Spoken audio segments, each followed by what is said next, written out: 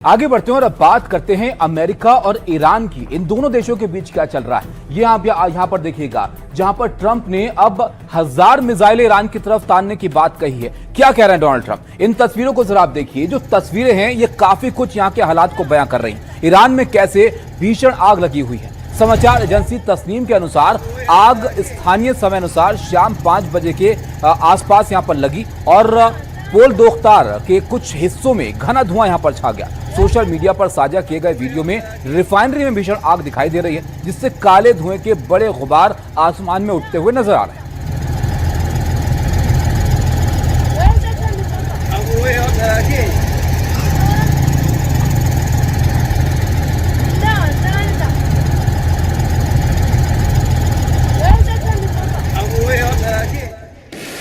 America और Iran के बीच कुछ ऐसा हो रहा है जिससे एक बार फिर से लड़ाई यहां पर भड़कने की संभावना दिख रही है। ट्रंप ने ईरान को एक बड़ी धमकी दे डाली है। वो कह रहे हैं कि 1000 मिसाइलें हैं जो ईरान की तरफ अमेरिका ने तैनात कर रखी है।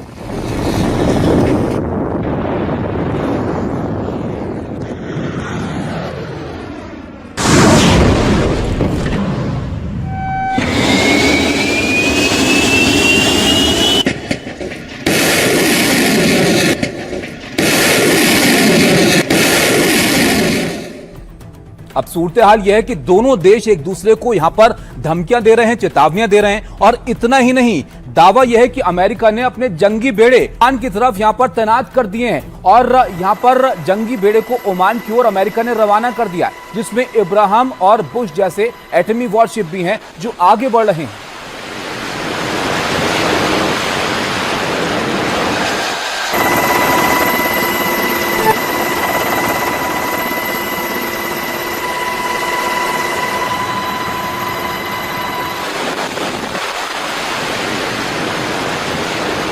डोनाल्ड ट्रंप धमकियां दे रहे हैं तो ईरान के सुप्रीम लीडर मुश्तबा खमेनी ने भी पलटवार यहां पर कर दिया है और जो संदेश उनकी तरफ से दिया गया है उसमें सीधी चेतावनी अमेरिका के लिए उन्होंने जाहिर कर दी है। अंदेशा यहां पर इस बात का है कि एक बार फिर से तनाव इन दोनों देशों के बीच बढ़ सकता है।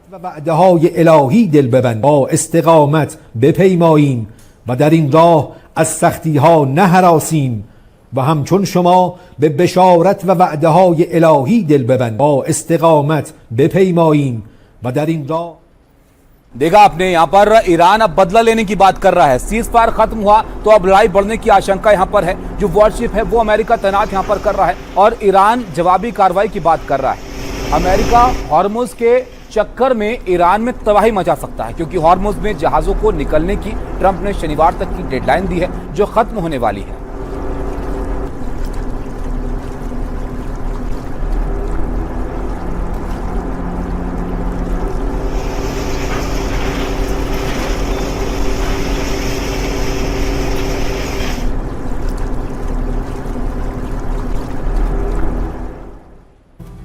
अब सवाल यह है कि डेडलाइन खत्म होने के बाद क्या ट्रंप हमला करेंगे? आइए आपको बताते हैं कि ऐसी अटकलें आखिर क्यों लग रही।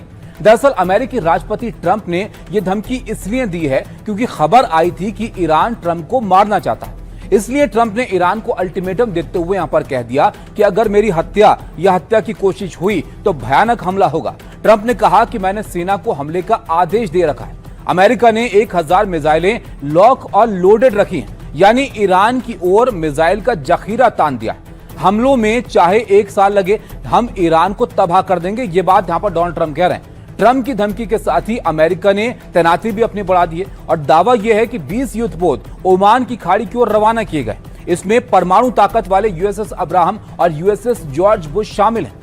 उधर ईरान ने भी अमेरिका की धमकी पर पलटवार किया और कहा कि हम जंग के लिए तैयार हैं और हमें अमेरिका पर भरोसा नहीं है। ईरान ने अमेरिका के उस दावे को भी खारिज कर दिया जिसमें यह कहा था कि ईरान ने बातचीत के लिए भीख मांगी थी। इस बीच अमेरिका ने ईरान को शनिवार तक की डेडलाइन दी है और कहा कि ईरान हॉर्मुज स्ट्रेट में व्यावसायिक जहाजों पर हमले रोके और हॉर्मुज को पूरी तरह से टोल फ्री और खुला रखने की घोषणा करे।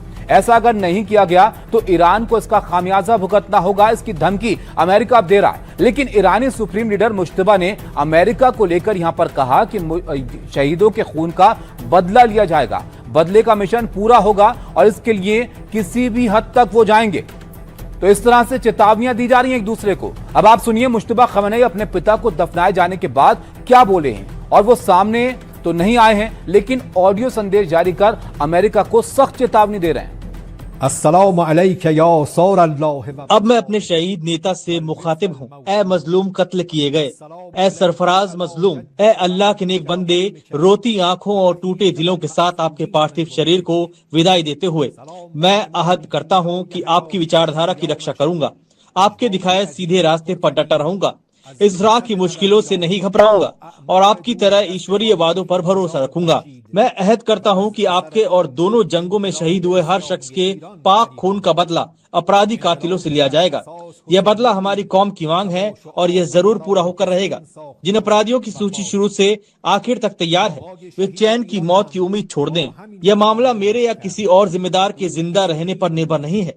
मैं रहूं या ना रहूं, यह बात जरूर पूरी होगी और जल्द ही दुनिया भर के आजाद लोग इस ईश्वरीय जिम्मेदारी में अपना अपना हिस्सा निभाएंगे। जब भी हुसैनी लोग इस राह में मजलूमाना अपना खून बहाते हैं, इस्लाम में उम्मत हरकत में आ जाती है और वह पल आशुरा से, वह जगह करबला से जुड़ जाती है। यही हुसैनी जोश आज भी हमारी कौम को नई ऊर्जा दे रहा है और इमाम खुमैनी और शहीद खामनेई की विचारधारा को नया रूप दे रहा है। जमीन मीरिजाद तो ऐसा लगता है कि डोनाल्ड ट्रंप के ऊपर आप भरोसा नहीं कर सकते। वो अपने जो कहते हैं उसमें यू टर्न कर सकते हैं। उन्होंने ये बिल्कुल नहीं कहा कि स्टेट ऑफ हॉर्मुज के बारे में या सीज फायर बिल्कुल खत्म हो गया।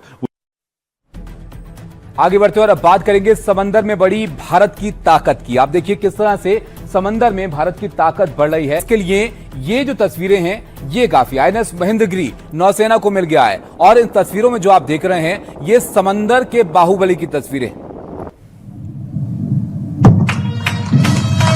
रक्षा मंत्री राजनाथ सिंह ने आईएनएस महेंद्रगिरी को भारतीय नौसेना में कमीशन किया। ये युद्धपोत 75% से ज्यादा स्वदेशी उपकरण और तकनीक से बना है।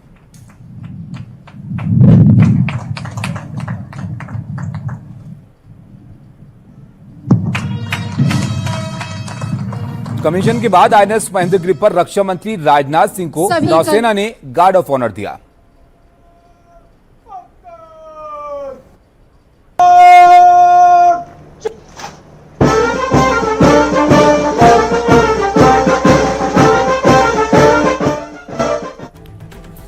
अब आपको समंदर के इस बाहुबली की ताकत हम बताते हैं। समंदर का बाहुबली आईएनएस महेंद्रगिरी नौसेना में शामिल हो गया है। इसमें 75% से ज्यादा स्वदेशी उपकरण तकनीक इस्तेमाल की गई है। यह युद्धपोत स्वदेशी अत्याधुनिक हथियारों और सेंसर से लैस है।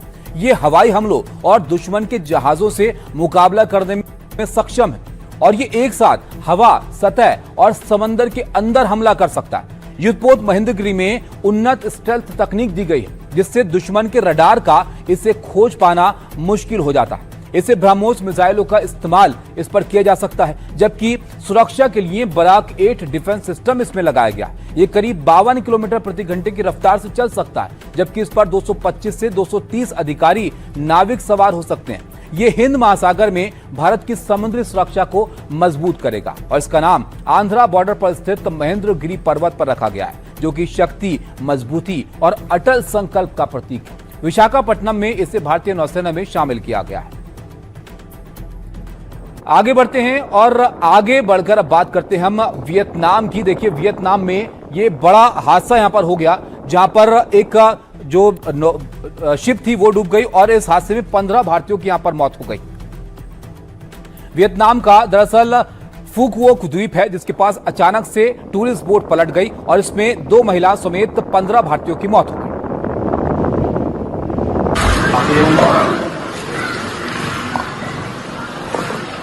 इसके बाद रेस्क्यू ऑपरेशन यहां पर चलाया गया। कुछ लोगों की हालत गंभीर थी, उन्हें सीपीआर देकर वापस होश में लाने की कोशिश की गई।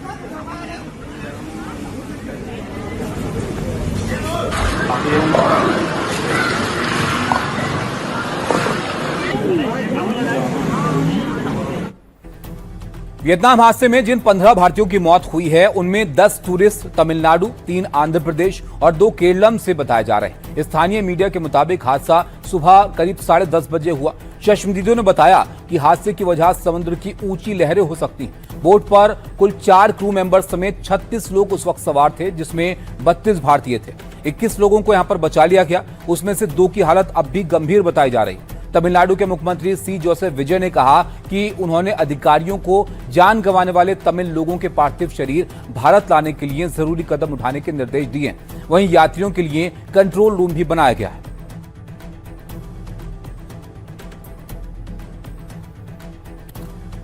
आगे बढ़ते हैं और अब वक्त है लाइफ के फंडे का। जिंदगी एक सफर है, कोई मंजिल नहीं है, इसलिए कामयाबी मिले या नाकामी आगे बढ़ते रहिए, अनुभव और सीख लेते रहिए। लाइफ का ये फंडा दिया देश के महान निशानेबाज रहे जसपाल राणा। जसपाल का संघर्ष साधारण से असाधारण बनने की मिसाल है। जसपाल ने कई शारीरिक और मानसिक चुनौतियां झेली हैं, लेकिन न कभी वो रुके, न उन्होंने हार मानी। 1994 में वर्ल्ड शूटिंग चैंपियनशिप से एक दिन पहले उनके घुटने में फोड़ा हो गया था। डॉक्टर्स ने सर्जरी की सलाह दी थी और मैच खेलने से मना कर दिया, लेकिन जसपाल की नजरों में मैच और मेडल दिख रहा था। वो ठीक हुए बिना अस्पताल से मैच खेलने के लिए निकल गए। जख्म की वजह से वो अपना पैंट तक नहीं उतार पा रहे थे, तो पैंट को फाड़कर हाफ पैंट बनाई और उसे पहनकर ही प्रतियोगिता में उतरे और गोल्ड मेडल जीता। 2006 के दोहा एशियाई खेलों में उन्हें 102 डिग्री बुखार था। इसके बाद भी वो खेले और 3 गोल्ड मेडल जीतकर एक रिकॉर्ड बना दिया।